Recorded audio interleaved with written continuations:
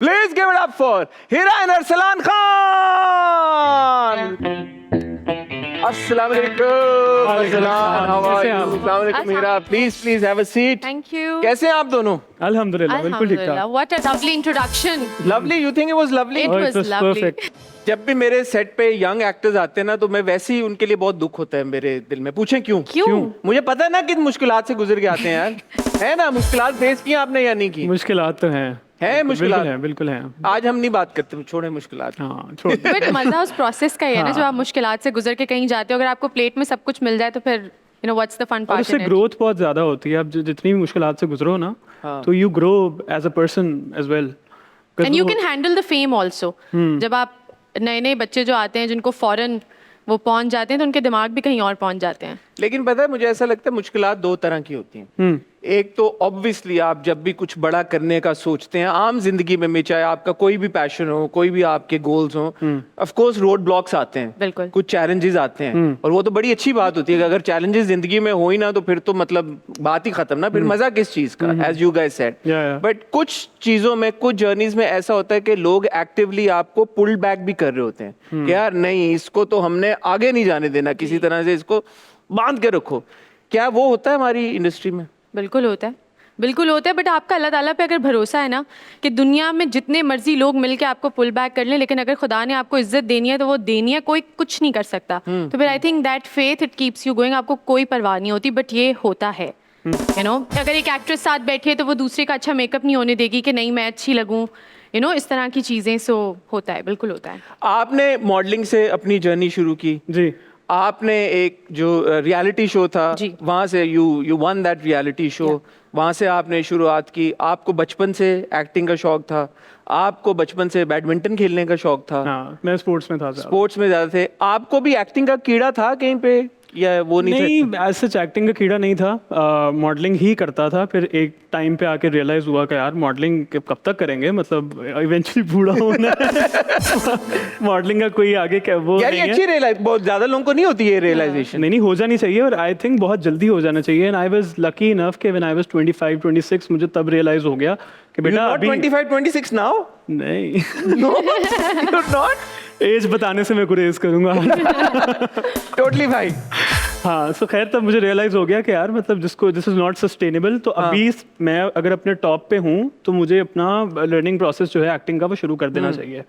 तो उस टाइम पे फिर आए, मैंने कहा चलो अब देखते हैं क्या होता है। मैं क्योंकि आप दोनों की जर्नीज को थोड़ा सा मैंने जानने की कोशिश की, मुझे आप दोनों की सबसे अच्छी बात ये लगी, आपने नापा ज्वाइन किया, जी। आपने एक एक्टिंग कोच को से बाकायदा एक्टिंग सीखी। जी। तो ये यार ये जो आपके अंदर सोच थी ना कि हम दोनों ने अपने आप को सबसे पहले तो ट्रेन करना है या ग्रूम करना है या इतनी एबिलिटी अंदर अपने अंदर क्रिएट करनी है कि कल को हम जो काम करने लगे कोई उंगली उठा के ये ना बोले भाई ये तो आता ही नहीं इनको। बिल्कुल। ये सोच कैसे है हीरा, पहले आपसे पूछना चाहूंगा मैं। आई थिंक ज़िंदगी में आप कुछ भी करने लगते हो, आप एग्ज़ाम भी देते हो तो आप उसकी पढ़ाई करते हो। हम जब दुनिया में एक्टर्स को देखते हैं तो वहाँ पे वर्कशॉप्स होती हैं, लोगों को पढ़ाया जाता है, उनके कोर्सेज होते हैं।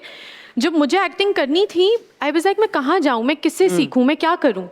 तो फिर आई वाज लकी इनफ कि इस्लामाबाद में I had an acting coach. मैंने उन्हें रीच आउट किया, वो एक्टिंग वर्कशॉप्स कराते थे और मैं एक प्रोजेक्ट ही कर रही थी, उसकी तैयारी के लिए बेसिकली मैंने एक्टिंग वर्कशॉप्स ली थी। तो मैंने बहुत कुछ सीखा, मेथड सीखे किस तरह से कर सकते हैं। एंड आई न्यू कि अगर मैं इंडस्ट्री में आ रही हूँ I would rather be a new face and I can you know do a late debut but I will stay, I want to stay, you know, इस सोच के साथ I try to prepare acting में आने से पहले। और बाकी तो फिर it's a learning curve, you learn you know as you work. और अरसलान आप ही छैया पे बैठ के कराची आ गए, कुछ कोई कॉन्टेक्ट नहीं, कोई कुछ नहीं, और यहाँ पे आपने आगे कहा भाई नापा मैं सीखूंगा मैं एक्टिंग। नहीं यार इनिशियली ये मोटिवेशन कैसे आती है? मैं सॉरी आपकी थोड़ी बात कर फिल्में ज़्यादा देखी है इन्होंने। मैं यही समझना चाह रहा था कि आप घर पे हो, जैसे भी हो, एक कंफर्ट होता है ना, आपका कंफर्ट लेवल होता है, you know, you in the comfort of your home, family साथ है।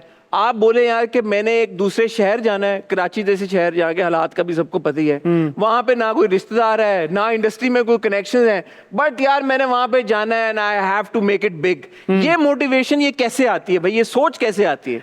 मैं 2-3 साल से प्लान कर रहा था कि कभी मैं कराची जाऊंगा, क्योंकि एक्टिंग का कीड़ा घुस गया था कि यार चलो एक्टिंग जाके करनी है, लेकिन आता नहीं था। यू नो डायलॉग्स पढ़ता था तो ऐसे लगता था कि कौन कर रहा है। तो इवेंचुअली अम्मी को बड़ी मिन्नतें तरले करके कि अम्मी मुझे जाने दें, बड़ी मुश्किल से उनको मनाया और मैं यहाँ पे आया, इवेंट आइडिया यही था कि यहाँ पे आऊँगा, आते ही काम मिल जाएगी। लोग कहते हैं बड़ा तुम गुड लुकिंग हो, बड़े तुम हीरो शीरो हो। मैंने कहा जाऊँगा, प्रोडक्शन हाउस वाले कहेंगे लो जी ये आ गया, इसको मेन लीड कास्ट कर लो, लॉन्च कर आप दिया नहीं यार, launch बाकी सब कर बोलो यार ये आगे ये ये आगे लड़का है यार, शुक्र है। इसको अच्छा पीछे से बोल के ऐसे ही भेजा गया था, बट यहाँ ये पे किसने बोला था जो भेजा था? जहाँ वो मतलब अम्मी नहीं बोला था। ये बेटा मेरा मुंडा तो बड़ा सोना है, तो तेनों तो जानने का काम मिल जाएगा। खैर यहाँ पे आया हूँ तो वो प्रोडक्शन हाउस के बाहर जो बैरियर लगा था वहीं से वापस आ जाता था।